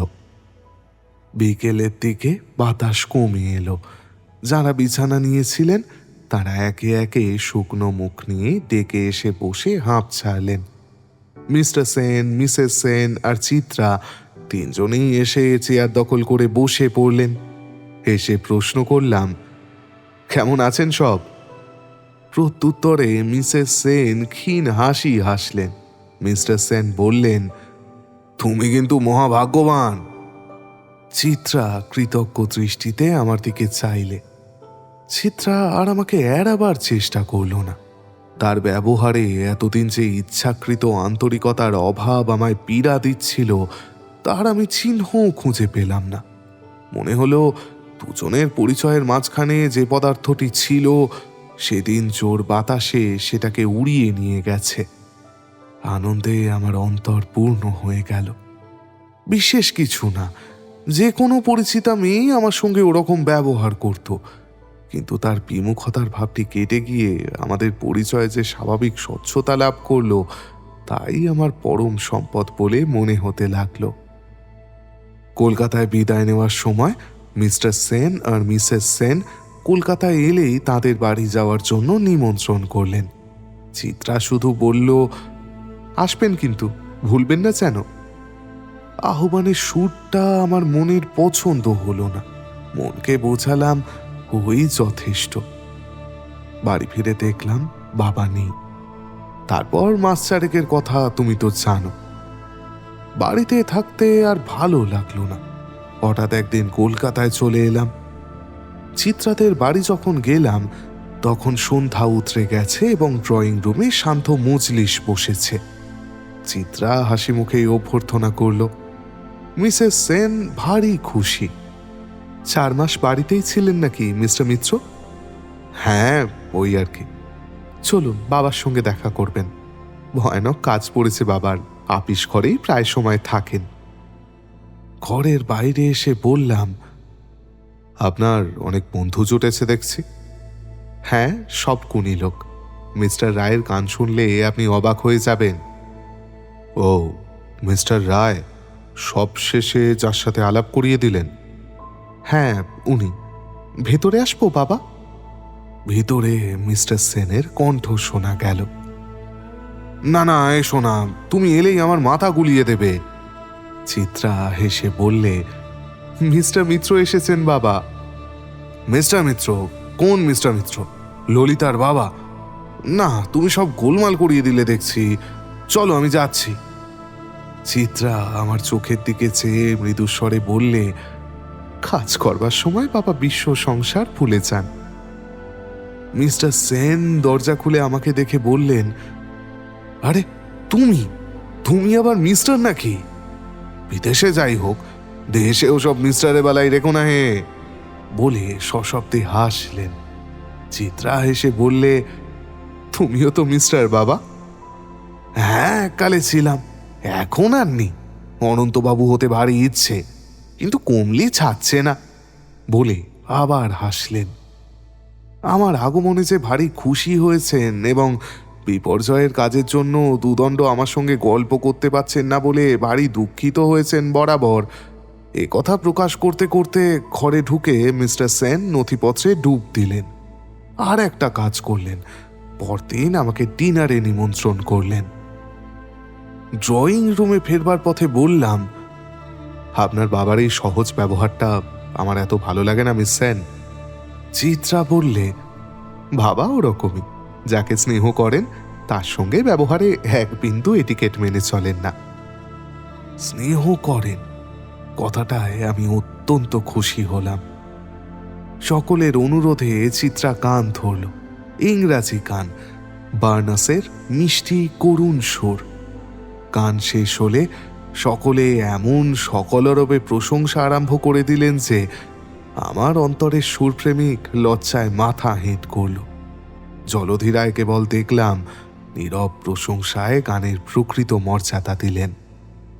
আর একটা জিনিস দেখলাম, লোকটির চেহারা। বাঙালি যুবকের যে গ্রিক ভাস্করের খোদাই করা মূর্তির মতো অমন চেহারা থাকতে পারে না দেখলে বিশ্বাস করাই শক্ত। বড় বড় দুটি চোখে অন্তরের কবি প্রাণ যেন উঁকি মারছে। খদ্দরের পাঞ্জাবি আর চাদর মাত্র তার পরিধানে। কিন্তু মনে হয় লোকটা কত যত্নেই না বেশভূষা করেছে। স্বাস্থ্যপূর্ণ দেহ, ঠোঁটের কোণে কৌতুকের হাসি, মাথার চুলে পর্যন্ত বৈশিষ্ট্যের ছাপ, যেভাবে বিন্যাস করা আছে মনে হয় ঠিক সেভাবে ছাড়া আর কোনো উপায়ে বিন্যস্ত করা চলে না। রায়ের দিকে চেয়ে চিত্রা বললে, আপনি তো প্রশংসা করলেন না জলধিবাবু?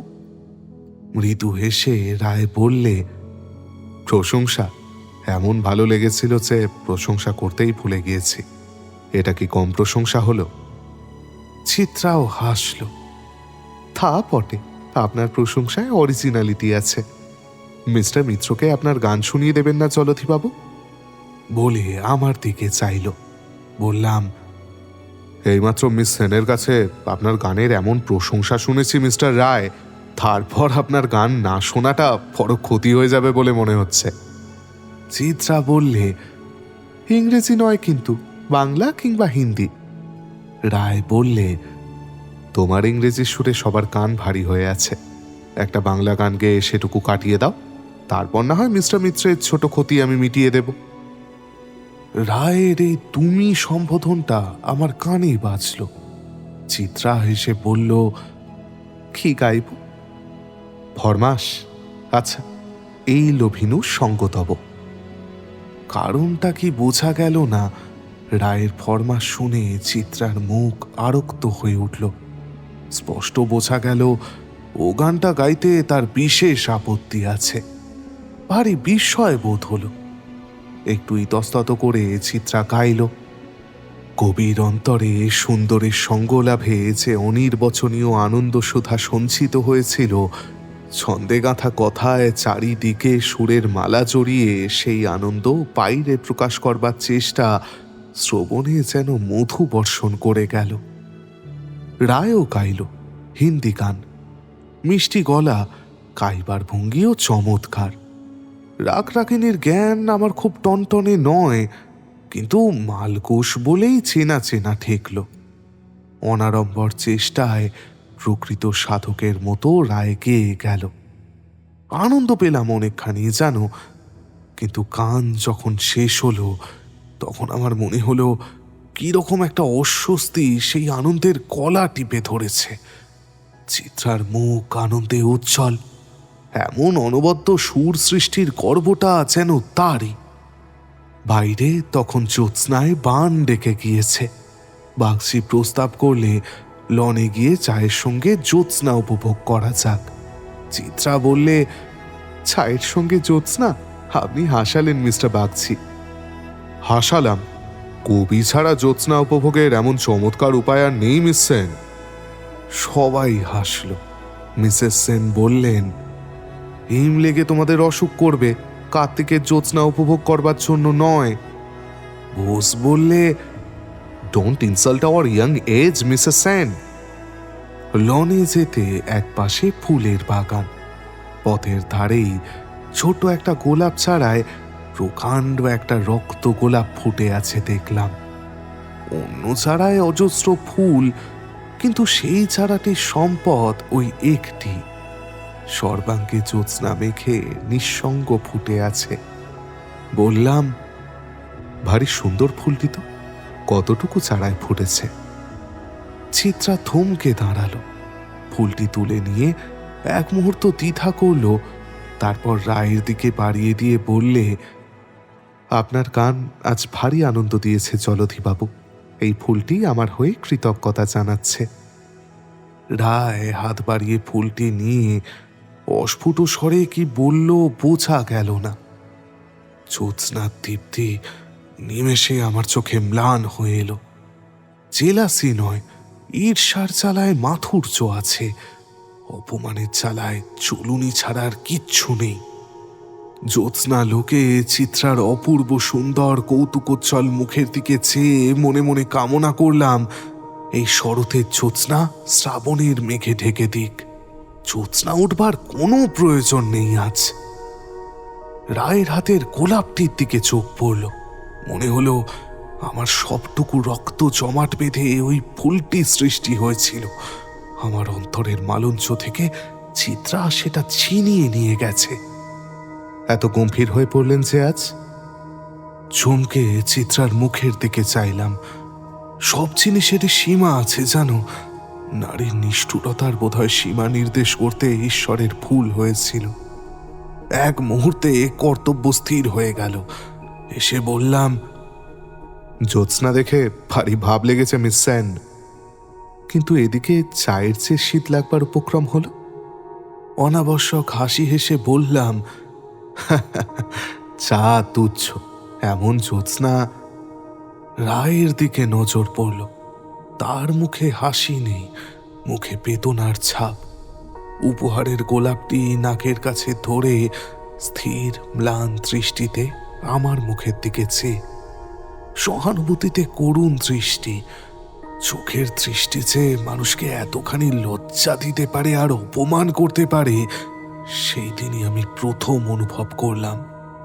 ইচ্ছে হতে লাগলো চায়ের চামচ দিয়ে লোকটার বড় বড় চোখ দুটো আমি উপড়ে আনি, কিন্তু হাসি মুখেই বললাম, মিস্টার রায়, শুনলাম আপনি ভালো বাঁশি বাজাতে পারেন। আপনার গান শুনে যারা মুগ্ধ হয়ে গেছে, একেবারে বাঁশি বাজিয়ে তাদের একেবারে আত্মহারা করে দিন না। এমন জ্যোৎস্না একটু বাজালে কৃতার্থই হব। চিত্রার মুখের দিকে চাইলাম, আঘাতটা ঠিক পৌঁছেছে কিনা দেখলাম।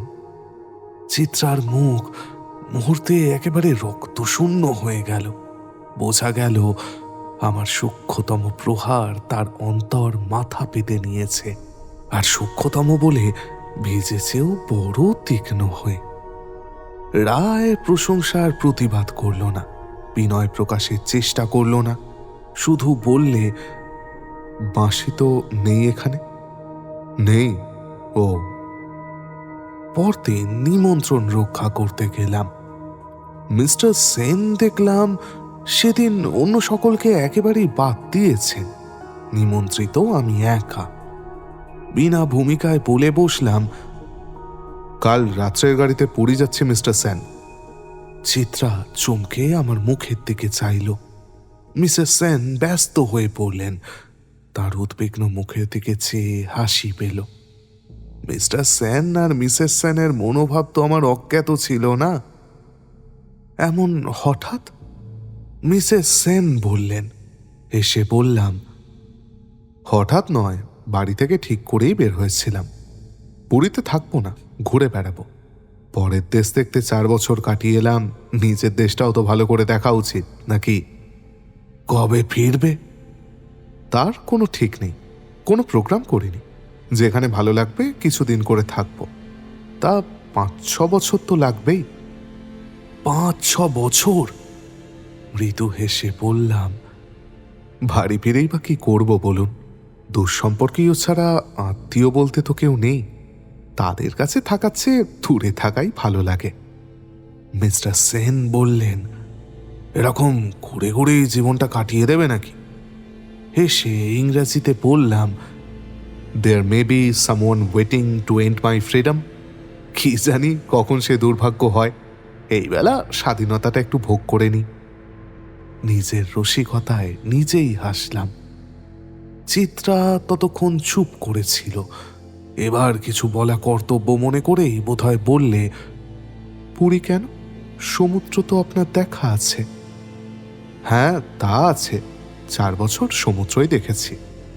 সেজন্য নয়, জগন্নাথের দিকেও বিশেষ টান নেই। একজন বন্ধুর অসুখ, কিছু টাকা চেয়েছে। ভাবছি নিজে গিয়ে দেখে আসি। না হলে দিল্লি আগ্রার দিকেই যাব ভেবেছিলাম। কথাটা সত্য জানো, সকালে বন্ধুর চিঠি পেয়েছিলাম। চিত্রা বললে, বন্ধুর কি অসুখ? যক্ষা। যক্ষা? 3 জনেই চমকে উঠলেন। চিত্রার মুখ বিবর্ণ হয়ে গেল। কেন গেল? মনস্তত্ত্বের বিশ্লেষণ করবার ইচ্ছা বা শক্তি দুয়েরই তখন অভাব আমার। এখন সে চেষ্টা করতেও ব্যথা বোধ হয়। ডিনারের পর মিনিট 10 বসেই কাজের ছুতা করে উঠে পড়লাম। বিদায় নেওয়ার পর বললাম, যেখানেই থাকে মিস সেনের শুভ পরিণয়ের সংবাদ পেলেই ছুটে আসব।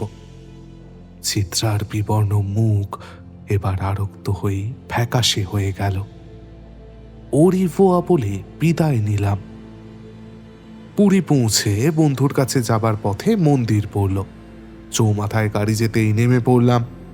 মন্দিরে উঠে অভ্যন্তরের আবছা আলো আর প্রদীপের অন্ধকারের দিকে চেয়ে 10 বছর বয়সের পর যা করিনি তাই হঠাৎ করে বসলাম। একেবারে ভূমিষ্ঠ প্রণাম করে মনে মনে বললাম, তোমার প্রতি আমার ভক্তির যে নিতান্তই অভাব সে কথা তুমিও জানো, আমিও জানি। শতাব্দীর পর শতাব্দী লক্ষ লক্ষ অন্তরের ভক্তি শ্রদ্ধা তো পেয়েছ, আমার একটুখানি ভক্তি দিয়ে তুমি কি করবে? যদি পারো নিঃস্বার্থভাবেই এইটুকু দয়া করো ঠাকুর, তোমার সৃষ্টি এই অগ্নিশিখাগুলিকে আমার নয়নপথের অন্তরালেই রেখো। উঠে দাঁড়াতেই এক পাণ্ডা গলায় ফুলের মালা পরিয়ে দিয়ে বললে, মনস্কামনা পূর্ণ হবে বাবু। তথাস্তু, পাণ্ডাটির মনস্কামনা তৎক্ষণাৎ পূর্ণ করে দিলাম। বন্ধু আমায় দেখে আনন্দে কৃতজ্ঞতায় কেঁদে ফেললে। অর্থাভাব এবং রোগের পীড়নে দেখলাম মরণের দিকে সে অনেকখানি এগিয়ে গেছে। বন্ধুর ব্যবস্থা করতেই সমস্ত দিনটা কেটে গেল। সন্ধ্যার পরেই নিশ্চিন্ততার আরামে বহুকাল পরেই বোধহয় বন্ধু সুস্থভাবে ঘুমিয়ে পড়লে। নিস্তব্ধ বাড়িতে আমার বসে থাকতে ইচ্ছে হলো না। ধীরে ধীরে সমুদ্র তীরে গিয়ে ফ্ল্যাগস্টাফের কাছে পাকা বাঁধানো একটা আসনে বসে পড়লাম। সেইখানে বসে চিরবিচ্ছেদের বেদনা অনুভবের সঙ্গে সঙ্গে নিজের অন্তরের অপূর্ব তত্ত্ব আবিষ্কার করলাম। চিত্রার রূপকে না, চিত্রাকেই আমি ভালোবাসি। তীব্র বেদনার মাঝে এই সত্যের অনুভূতি আমায় খুশি করে তুলল। পূর্ণিমার লঘু শান্ত জ্যোৎস্না সমুদ্রের সঙ্গে উর্মি পাগল উচ্ছ্বসিত সাগরের অপরূপ মিলনের দিকে চেয়ে স্পষ্ট অনুভব করলাম পৃথিবীর তুচ্ছ সুখ দুঃখের মিলন বিচ্ছেদের বহু ঊর্ধ্বে আমি চলে গেছি। আমার পিছনেই কালো ইংরেজি অক্ষরে পুরী লেখা বাড়িটার মাথার উপরে একটা আলো ঘুরে ঘুরে চারিদিকে সংকেত পাঠাতে লাগলো। মনে হলো আমার অন্তর সমুদ্রের কোনো তীরে তেমনই এক মৃদু আলো চলে আমার দিকহারা মনের সন্ধানের দিকে দিকে তার ক্ষীণ রেখারশ্মির সংকেত প্রেরণ করছে। পাগলের মতো মন দিকবিদিক জ্ঞান হারিয়ে ছুটে বেড়াচ্ছিল। হঠাৎ সেই সংকেতের অস্পষ্ট অর্থবোধ করে থমকে দাঁড়িয়ে সলাদ শঙ্কিত আনন্দের দৃষ্টিতে সেই আলোটির দিকেই চেয়ে আছে। ডাক্তার বললেন পুরীতে উপকার হবে না। বললাম, বন্ধু চলো, রাঁচি যাব তোমার সঙ্গে। বন্ধু কুণ্ঠিত হয়ে বললে, ছোঁয়াচে রোগ। তার একটা হাত চেপে ধরে বললাম, বন্ধুর কাছে রোগ আবার ছোঁয়াচে হয় নাকি? কৃতজ্ঞতায় মৃত্যু পথযাত্রীর চোখে জল এলো। হায় রে, ছলনার ভালোবাসারও এত দাম। লালপুরে একটা বাড়ি ভাড়া করলাম। 1 মাস পরে বন্ধু ইহলোক ত্যাগ করল। সকালে বাড়ির সামনে দাঁড়িয়ে একটি সদ্য ফোটা লাল গোলাপের দিকে চেয়ে চিন্তা করছি পরদিনই পশ্চিমে পাড়ি জমাবো কিনা, চেনা গলায় হঠাৎ ডাক শুনতে পেলাম, মিস্টার মিত্র। চমকে চাইলাম। পাশের বাড়ির বাগান আর আমার বাড়ির বাগানের মাঝে শুধু একটি তারের বেড়া।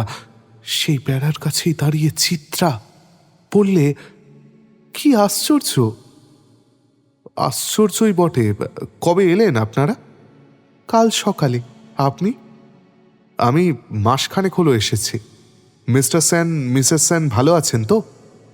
মার ভারী অসুখ হয়েছিল, সেই জন্যই তো আমাদের আশা। বাবা ভালোই আছে। আসুন না আমাদের বাড়ি। আসবো। আচ্ছা। ঘুরে দাঁড়াতেই নজরে পড়ল সেই গোলাপটি। তুলে নিয়ে এসে চিত্রার দিকে বাড়িয়ে দিয়ে বললাম, হঠাৎ দেখা হয়ে আপনি যে আনন্দ দিয়েছেন মিস সেন, এ ফুলটি আমার হয়ে সেজন্য আপনাকে ধন্যবাদ জানাচ্ছে। চিত্রার মুখ হাতের ফুলটির মতোই লাল হয়ে উঠল। ফুলটি নিয়ে সুবাস অনুভব করার ছলে সে মাথা নিচু করল। মিস্টার সেন মহা খুশি, মিসেস সেন আরও। মিসেস সেনের চেহারা দেখেই বোঝা গেল কঠিন অসুখ থেকেই উঠেছেন তিনি। গল্প চলল। মিসেস সেন হঠাৎ প্রশ্ন করলেন, কতদিন থাকবেন এখানে? চলে যাওয়ার কথা ভাবছি শুনেই ব্যস্ত হয়ে উঠলেন। আমরা এলাম অমনি তুমি চলে যাবে, তাহলে আমাদের মনে হবে আমরা এসেছি বলেই তুমি চলে যাচ্ছ। সবিনয়ে প্রতিবাদ করলাম আমি, বললাম, না না, তা কেন, আপনারা এসেছেন জানবার আগেই আমার অর্ধেক জিনিস গোছানো হয়ে গেছে। চিত্রা হঠাৎ কি ভেবে বললে, কিছুদিন থেকে যান না মিস্টার মিত্র, কাজ তো নেই। দুদিন পরে বেড়াতে গেলে ক্ষতি হবে কি? আপনি থাকলে বেশ আনন্দে কাটবে। বললাম, থাকবো কি মিস সেন, আপনি কি আমায় থাকতে দেবেন? তার মানে? মানে আপনি যদি আমায় মিস্টার মিত্র বলে ডাকেন তাহলে আর থাকি কি করে বলুন? চিত্রা হেসে বললে, আপনার পছন্দ নয় বুঝি? কি বলে ডাকবো? জগদীশ বাবু? হ্যাঁ, তাই ডাকবেন। কিন্তু আপনি আমায় মিস সেন করবেন আর আমি আপনাকে জগদীশ বাবু বলবো, সে যে ভারী বিশ্রী শোনাবে। আপনি যদি আমায় চিত্রা বলেন তাহলে আমিও রাজি। নাম ধরে ডাকলে চড়বেন না তো? চিত্রা হেসে বললে, নাম ধরে ডাকলে চটবো না, কিন্তু নাম ধরে ডেকে যদি আপনি বলে কথা কন তাহলে চটব। মিসেস সেন সেবেলা তাদের ওখানে খাওয়ার জন্য অনুরোধ জানালেন। চিত্রা বললেন, আমি নিচে রাখবো জগদীশ বাবু। বাড়ি ফিরে মনে হলো জীবনের পাতে সঞ্চিত সমস্তটুকু বেদনা এই কয়েক ঘন্টায় উবে গিয়ে শূন্য পাত্র অকস্মাৎ সুধা বর্ষণে পূর্ণ হয়ে গেছে। বিচিত্র জীবন, বিচিত্র তার দেনা পাওনার হিসাব নিকাশ। সন্ধ্যের পর চিত্রা গান শোনায়। রাত্রি 10টা পর্যন্ত থেকে ওখান থেকে ফিরলাম। জ্যোৎস্নায় তখন চারিদিক ভরে গেছে। বারান্দায় ইজি চেয়ার পেতে জ্যোৎস্নালোকে অদূরে আবছা মোরাবাতি পাহাড়ের দিকে চেয়ে রইলাম। বাইরের জ্যোৎস্না আমার অন্তরের জ্যোৎস্নার কাছে তখন ম্লান হয়ে গেছে। ইজি চেয়ারেই ঘুমিয়ে পড়েছিলাম। ঘুম যখন ভাঙল তখন আর অন্ধকার নেই। ঠিক সামনে গাছপালার ওদিকে বুঝি সূর্য উঠবে। আকাশের গায়ে রঙের ছাপ পড়েছে। সোজা হয়ে বসে আমি একটা সিগারেট ধরালাম। খুব ভোরে উঠেছেন যে? চিত্রা এসে দাঁড়ালো। বসো, এখনো উঠিনি। ওঠেননি মানে? মানে ঘুম ভেঙেছে বটে, কিন্তু বিছানা ছেড়ে ওঠা হয়নি। ও, এই চেয়ারটাতেই কাল বিছানার কাজ চালিয়েছেন বুঝি? বেশ লোক তো আপনি। বললাম, ইচ্ছে করে নয়, ঘুমিয়ে পড়েছিলাম। তোমার স্নান পর্যন্ত হয়ে গেছে দেখছি। সকালে স্নান না করলে আমার ভারী বিশ্রী লাগে। উফ, আকাশটা কিরকম লাল হয়ে উঠল দেখছেন? আকাশ নয়, আমি তখন চিত্রাকেই দেখছি।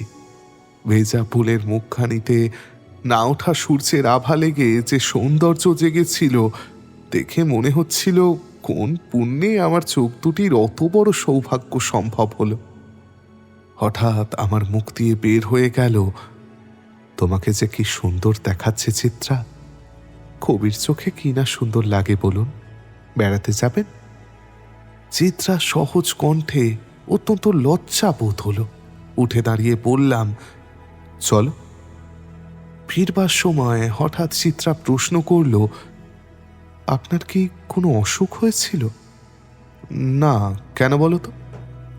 রোগা হয়ে গেছেন মনে হচ্ছে। চিত্রা, বলুন, আমার একটা কথা রাখবে? আমাকে আপনি বলো না। চিত্রার মুখ গম্ভীর হলো। একটু চুপ করে থেকে বললে, কি যে বলেন, জগদীশবাবু চলতে পারে, তুমি বলা কি সম্ভব? সম্ভব নয়। আপনি ভেবে দেখুন না সম্ভব কিনা। রাগ করবেন না, বুঝে দেখুন। না না, রাগ করব কেন? চিত্রা একবার আমার মুখের দিকে চাইলে, কিন্তু কিছু বলল না। নিঃশব্দে বাকি পথটুকু অতিবাহিত হয়ে গেল। গেট পার হয়ে বাগানের মাঝামাঝি গিয়েছি। চিত্রা ডাকল, জগদীশবাবু, দাঁড়ান। দাঁড়ালাম। রাগ করে আমাদের বাড়ি যাওয়া যেন বন্ধ করবেন না। রাগ তো আমি করিনি, রাগের কি আছে? না থাকলেই ভালো। বলে চিত্রা চলে গেল। যে কথা বলে গেল সে কথা বলতে সে আমায় দাঁড় করায়নি, সেটুকু আমি বেশ বুঝলাম। বুঝে হঠাৎই খুশি হয়ে উঠলাম। মূর্খ আমি, অন্ধ আমি। তাই স্থানীয় সিভিল সার্জনের সঙ্গে বিলাতে পরিচয় হয়েছিল। তিনি আর তাঁর স্ত্রী বিকালে একরকম জোর করেই ধরে নিয়ে গেলেন। যখন ফিরলাম তখন সন্ধ্যা উত্তীর্ণ হয়ে গেছে। ফিরে চিত্রাদের বাড়ি গেলাম। মিস্টার সেন আর মিসেস সেন বেড়াতে গিয়ে ফেরেননি। চিত্রা এক ইজি চেয়ারে চুপচাপ পড়ে আছে। বাঁ পায়ের গোড়ালির কাছে একটা ব্যান্ডেজ বাঁধা। এ কি, পায়ে কি হলো? মুচকে গিয়েছে। কি করে মচকালো? সিঁড়িতে পা পিছলে গিয়েছিল। বসুন আপনি। খুব ব্যথা হয়েছে? না না, সামান্যই। মা বাবা দুজনেই বেরিয়েছেন। একা একা এমন বিশ্রী লাগছিল। ঠিক সময়ই আপনি এসেছেন। বাইরে চলো না, জ্যোৎস্নায় বসা যাবে। ভারী সুন্দর জ্যোৎস্না উঠেছে। আজ বোধহয় পূর্ণিমা। মাথা নেড়ে চিত্রা বললে, না না, পূর্ণিমা নয়, চতুর্দশী। একটা কথা এখনো বাকি আছে। যেতে তো ইচ্ছে করছে, কি করে যাই? হ্যাঁ, সেও একটা কথা বটে। থাক, পায়ে আবার লাগবে তোমার। ডান হাতটা নিঃসংকোচে বাড়িয়ে দিয়ে চিত্রা বললে, ধরুন হাতটা, হাঁটতে পারে কিনা দেখা যাক, এইটুকুই তো। হাত ধরে সন্তর্পণে আমি চিত্রাকে দাঁড় করালাম। বাঁ পায়ের উপর ভর দেওয়ার চেষ্টা করে বললে, না, লাগছে। আর একটু সরে আসুন আপনি, ভালো করে ধরি। স্পন্দিত পক্ষে সরে গেলাম। চিত্রার শাড়ির প্রান্ত আমার অঙ্গ স্পর্শ করল। তার কেশের সুবাস আমার চিত্তকে আচ্ছন্ন করে দিল। ডান হাতখানা আমার কাঁধে রেখে শরীরের সবটুকু ভার আমার উপর দিয়ে চিত্রা বললে, চলো। চলবো? কোথা চলবো তখন? পায়ের নিচে তো মাটি ছিল না। বিশ্ব তখন লুপ্ত হয়ে গেছে। দেহের সমস্ত রক্ত মাথায় উঠে পাগলের মতো নৃত্য শুরু করেছে। অতীত এবং ভবিষ্যৎ নিঃশেষে মুছে গিয়ে কালের মহাশূন্যে কেবল বর্তমানের ক্ষণটি দুলছে। যুগ যুগান্তের সঞ্চিত কামনায়, উষ্ণ বিশ্বাসে সেই ক্ষণটি আমার জন্ম জন্মান্তরের সম্পদ।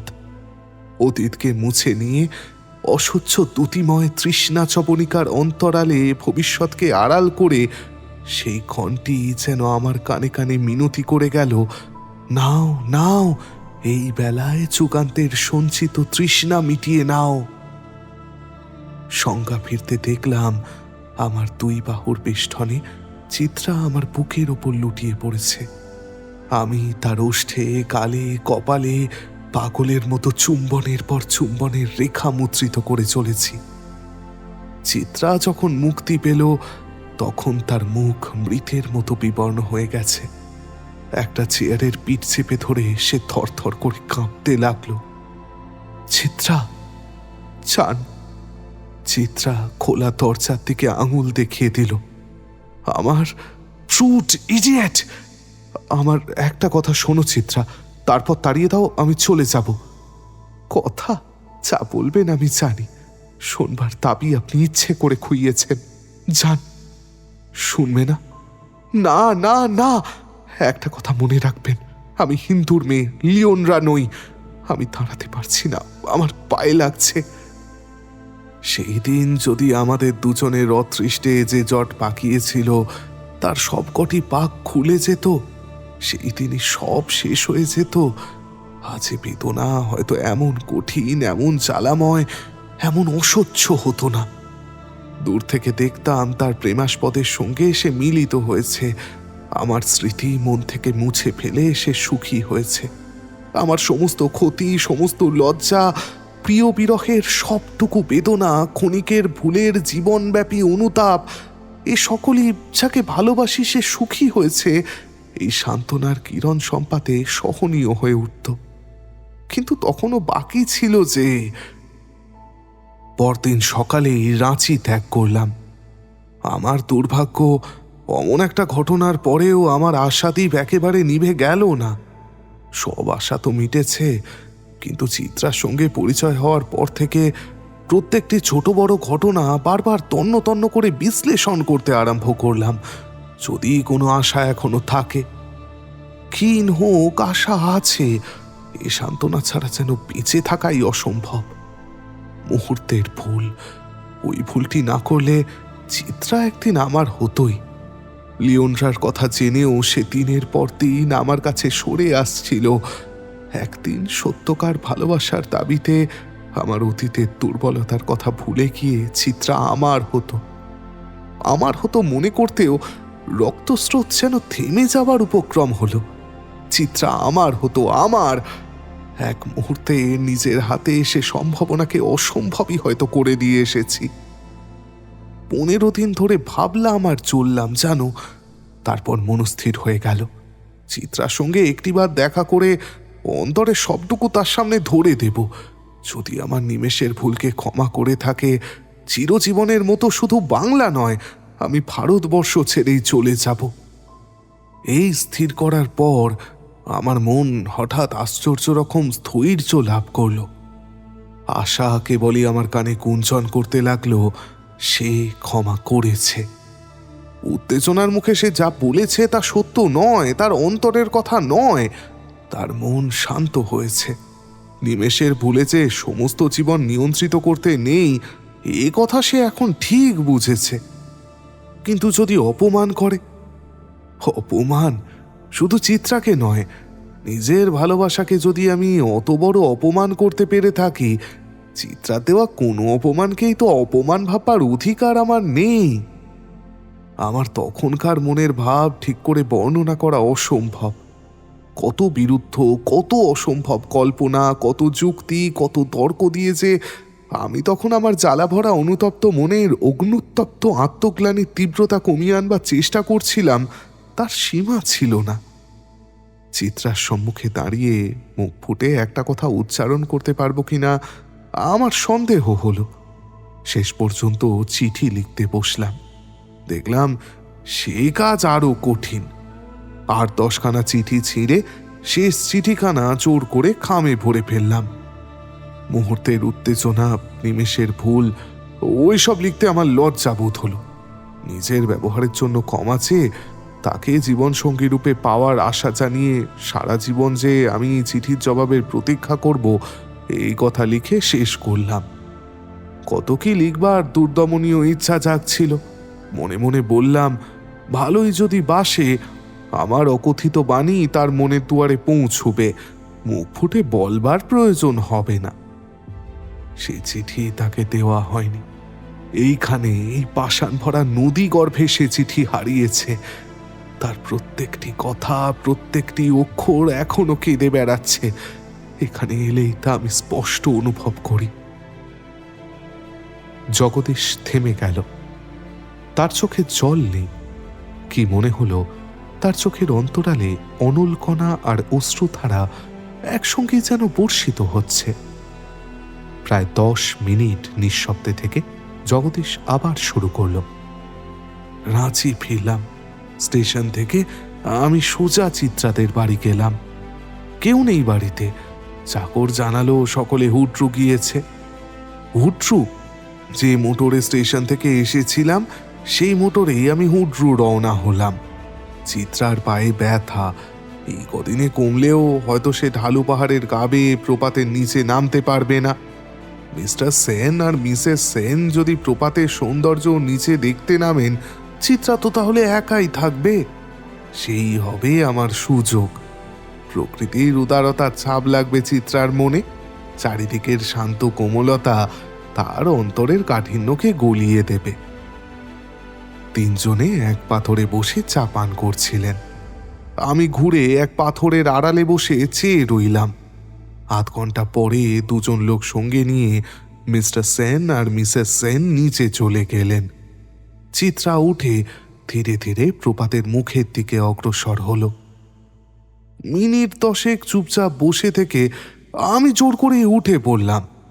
একটা উঁচু পাথরে নজর পড়ল। ঢালের ধারে বসে চিত্রা নিচের দিকে চেয়ে আছে।